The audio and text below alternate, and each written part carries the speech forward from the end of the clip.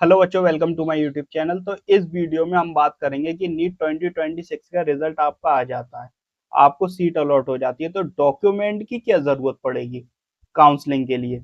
जब आप नीट की काउंसलिंग करेंगे तो उसके लिए आपको कौन कौन से डॉक्यूमेंट्स की रिक्वायरमेंट पड़ेगी, ठीक है। तो वो सारे डॉक्यूमेंट्स के बारे में हम बात करेंगे। तो अगर डॉक्यूमेंट्स की हम बात करें तो काउंसलिंग के रजिस्ट्रेशन के टाइम पर और कॉलेज रिपोर्टिंग टाइम पर आपको कौन कौन से डॉक्यूमेंट्स ले जाने हैं। तो सबसे पहले हम बात करेंगे काउंसलिंग रजिस्ट्रेशन टाइम। तो आपके पास आधार कार्ड होना चाहिए, ठीक है, वो तो आपके पास हो गई। एडमिट कार्ड होना चाहिए नीट यूजी 2025 का। पासवर्ड होना चाहिए, पासवर्ड तो याद ही हो गया होगा, इस बार एनटीए ने इतना डलवाया। तो तुम्हें admit card, password, score card, जब रिजल्ट आए नीट का तो उसका स्कोर कार्ड होना चाहिए। और डोमिसाइल, डोमिसाइल क्या होता है, निवास प्रमाण पत्र। और इसकी जरूरत आपको कहाँ पड़ती है, स्टेट काउंसलिंग में इसकी जरूरत पड़ती है, ठीक है, स्टेट काउंसलिंग में रिक्वायर्ड है। और एक कास्ट सर्टिफिकेट सेंट्रल लेवल पर और स्टेट लेवल पर, ये आपके बनते हो तो आप देख लेना। अगर अभी तक आपने ना बनवाए हो तो बनवा लीजिए, जब तक तो आपके बन के भी आ जाएंगे अगर कोई भी डॉक्यूमेंट्स आपका मिस है। कास्ट सर्टिफिकेट और जो सेंट्रल लेवल पर और स्टेट लेवल पर जो होते हैं वो 1 अप्रैल 2026 से होना चाहिए, ईडब्ल्यूएस और ओबीसी का, ठीक है। तो आप लेटेस्ट में ही हो, अगर आपने अभी तक नहीं बनवाए तो आप बनवाने डाल सकते हो, जब तक तो आपके बन के भी आ जाएंगे, ठीक है। अभी करीब आपका टाइम लगेगा रिजल्ट आने में, फिर आपकी काउंसलिंग स्टार्ट होगी, 10-15-20 दिन में आपके बन के आ जाएंगे। और आई होप आप लोगों के पहले से ही बने हो। अब बात करते हैं कॉलेज रिपोर्टिंग टाइम की, ठीक है।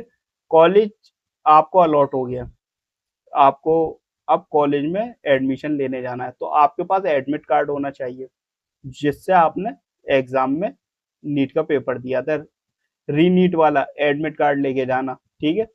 वो वाला मत ले जाना 3 मई वाला, वो तो पेपर कैंसिल हो गया। अब आपको लेके जाना है 21 जून वाला, री नीट वाला, ठीक है। रजिस्ट्रेशन कंफर्मेशन पेज होना चाहिए, जब आप पूरा वो करोगे प्रोसीजर तो उसके बाद आपका रजिस्ट्रेशन कंफर्मेशन पेज आता है, काउंसलिंग रजिस्ट्रेशन पेज आता है, सीट अलॉटमेंट लेटर भी आपके मिल जाएगा, स्कोर कार्ड होना चाहिए आपके पास, और 8 पासपोर्ट साइज फोटो ले जाना। ज्यादा ही बनवा लेना क्योंकि जरूरत पड़ती ही रहेगी, ठीक है।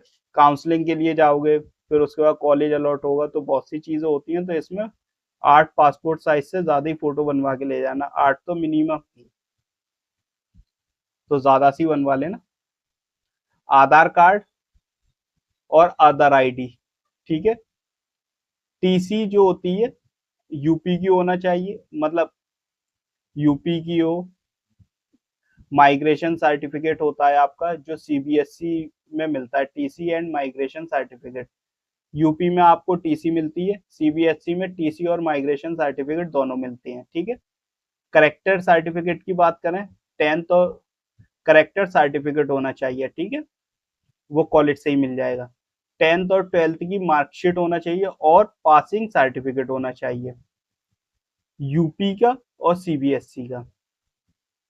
अगर यूपी से हो तो 10th और 12th की मार्कशीट होगी, और पासिंग सर्टिफिकेट यूपी से हो या सीबीएसई से हो, ठीक है, देख लेना।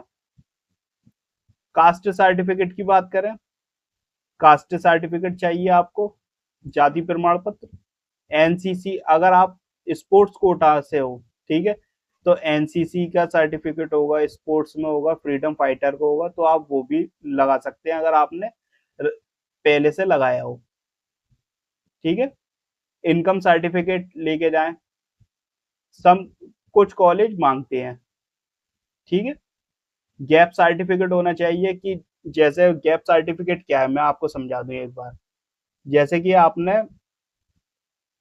ये मान के चलिए 2024 में इंटर कर लिया, लेकिन आपको सीट अलॉट, आपका एमबीबीएस में सिलेक्शन हुआ 2026 में, तो 25 में आपने क्या करा, तो उसके बीच का गैप सर्टिफिकेट होता है कि इस गैप में आपने क्या करा, तो गैप सर्टिफिकेट चाहिए।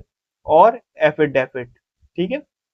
डोमिसाइल स्टेट काउंसलिंग के लिए, डोमिसाइल चाहिए होता है स्टेट काउंसलिंग के लिए।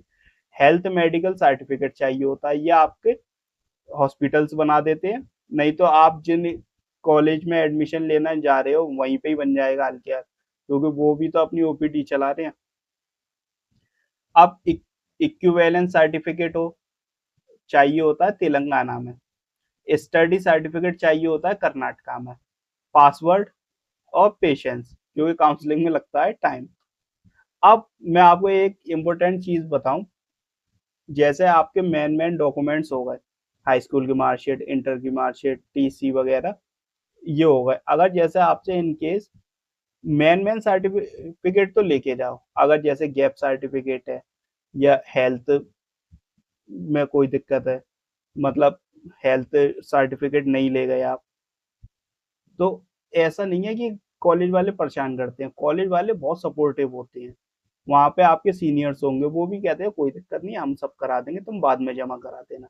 लेकिन अपने मेन डॉक्यूमेंट्स लेके जरूर जाना, आधार कार्ड, ठीक है, जो आप ले जा सकते हो, एडमिट कार्ड, ये सारे तो आपको लेके जाने ही जाने हैं। और काउंसलिंग करने जब कॉलेज रिपोर्टिंग के टाइम पे जाओ, तो कोशिश करना कि सुबह ही पहुंच जाओ 10 बजे, क्योंकि 10 बजे से स्टार्ट होता है, 5 बजे तक चलता है मामला।